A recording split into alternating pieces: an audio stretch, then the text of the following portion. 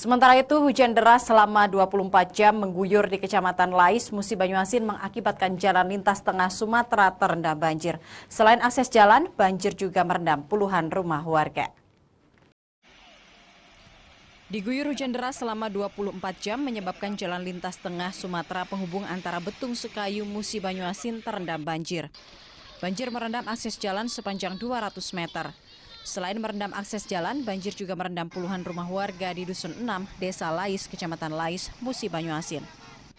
Banjir setinggi 20 cm ini membuat kendaraan yang melintas terpaksa harus berjalan lamban. Bahkan puluhan warga terpaksa harus berjaga mengarahkan pengendara agar kendaraan tidak terjebak di gorong-gorong.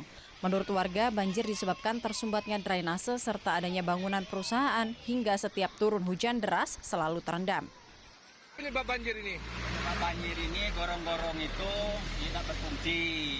Kecuali tambah lagi gorong-gorong mungkin tidak banjir lagi.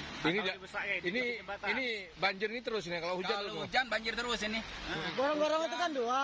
Yang sebelah sini itu sudah buntu, satu tidak berfungsi.